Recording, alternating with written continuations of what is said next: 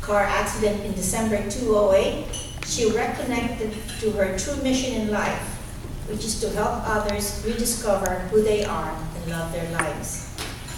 Her daily spiritual practice and continued studies in raising her consciousness serves as her life's anchor. For fun, she's addicted to playing tennis, loves walks at Crystal Springs, and is an off-again, on-again ballroom dancer. More in the past few years, and open to being on again.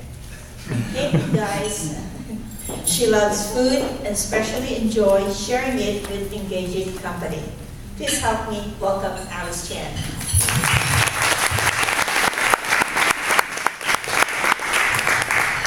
Thank you so much for this warm welcome.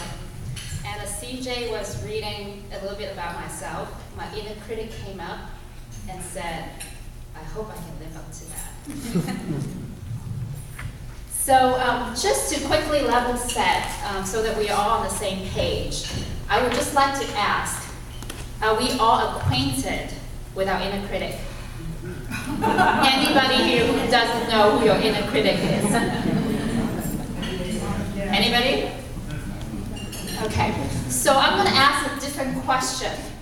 I can tell that this is a really warm group, so we want to share. I would like you to share, if you will, some of the things that your inner critic has said to you. Anybody brave enough to share? Just within the last 24 hours. Whenever. You're going to be late again. Why didn't you get up earlier? You're going to be late again, right? Anybody else? Not good. Ken? You're not accomplished enough to do that. You can't. Not accomplished enough to do that. Yes, I see a hand up there. Not good enough, or you don't know enough. Not good enough. Who hasn't heard that in their head? I would like to know. There's a third one to that trifecta, too. You're not good enough, you don't know enough, and people don't like you. Oh, yes. Thank you. My inner critic calls me an idiot all the time. And so we know that our inner critic doesn't go to charm school. It doesn't really worry about hurting our feelings, right? Right. So you get the general idea here about our inner critic. So what I want you to do today are three things. Number one, to talk about where these voices, these mean words that we hear actually come from. What purpose does it actually serve other than to make us feel terrible and piss us off sometimes, right? And most importantly, I would like to offer you some practical tactics on how to manage this mean voice and the things that it says to us so that it doesn't stop us from doing what we are here to do, to be the success that we know that we are, and to live the life we're born to live. Okay? How does that sound? Good. All right, good. So to start off, I want to share some statistics with you that you may or may not have heard of. Okay? For the average person who sleeps 8 hours a day and awake for 16 hours, that average person has some 60,000 thoughts in that 16 hours. Now, if you sleep fewer than 8 hours, that means you have even more thoughts. The bottom line is we have one thought per second. Think about that, okay? Now, on top of that, 95% or more of those 60,000 thoughts are automatic, subconscious, meaning that you're not even aware of having those thoughts, and repetitive. You had the same thoughts yesterday, the day before, and the day before that. You're going to have the same thoughts tomorrow, the day after, and the day after that. That's just a reality. Now, it's not all bad, because that's where our habits are too. Now, today, you know how to get your plate of food because otherwise you'll be hungry. You don't think about how to eat. You somehow got into your car and drove here. When you got into your car, you didn't think about how you're going to drive, right? So the things that we do automatically that prevents every experience of every day from becoming new and overwhelming. Can you imagine if everything that we do is new? That's overwhelming, right? So those habits, including things that we know automatically know how to do, is part of these 60,000 thoughts that we have. Okay, so that's the good news. But there is always a but. Of these repetitive thoughts that we have day in and day out, that automatic, we're not aware of them sometimes, 80% of them are negative. So let me do the math for you. That's over 45,000 negative thoughts per day. Day in, day out.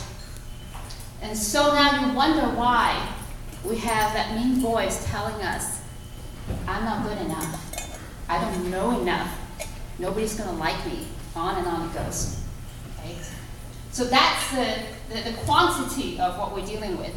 Now the question of where did these mean words come from anyway? Where do we get these messages that play automatically day in and day out, 45,000 of them every day? Well, at the risk of oversimplifying where it came from, let me just say that most of these messages were stored in our subconscious mind, the part that runs automatically, by the time we were 5 years old. 5. Now think about it.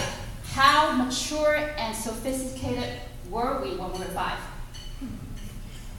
Not very, right? Things were said, things were done, things were happening around us. We had the capacity of a 5-year-old to internalize and interpret what that meant. And also for parents in the room, you probably know that 5-year-olds are pretty self-absorbed, right? It's all about them. We were that way too when we were 5.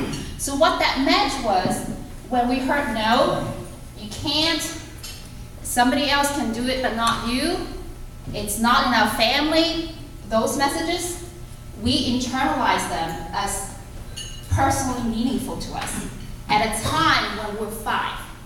Really did not have the maturity or the outlook about life to appreciate what was actually happening. And then what happened? We grew up, we forgot we had those beliefs, and then things happen in our lives, disappointments, setbacks, and they just reinforced what we erroneously believed when we were kids. And so automatically, these things we heard since we were little kids and didn't have the sophistication to understand became this voice in the back of our head. Actually, literally, the part of our brain that stores these kinds of messages are in the base of our head. So it's literally behind us. So that's where, again, at the risk of oversimplifying it, that's where most of the mean words we heard from our inner critic come from. Okay? Now, we are talking very deliberately today about these messages. I mean, when I asked at the beginning of this talk for you to think about the things that your mean inner critic said to you, most of the time you're not even aware of them. You just go on autopilot. And if you were to sit down and think about how many times you stopped yourself from doing something and never challenged that, you'd be astounded at that. Now I want to give you an example of something or an experience that illustrates how these forgotten beliefs we had from our childhood can actually limit us well into our adult age. I was recently in a workshop where one of the activities that we did was I led people through a visualization exercise. It is designed to tap into that part of our brain that we're not aware of, because it's not the part of our brain that we can talk to. It's not the part where language resides. So that process is designed to access what we may have forgotten that runs those automatic messages, 45,000 of them a day. And this one person said, I'm seeing these toys that I loved when I was a kid, and I'm not sure why I'm seeing them. G.I. Joe, trucks, and things like that. And so this guy is in his 30s. And so very easily, we were able to figure out that those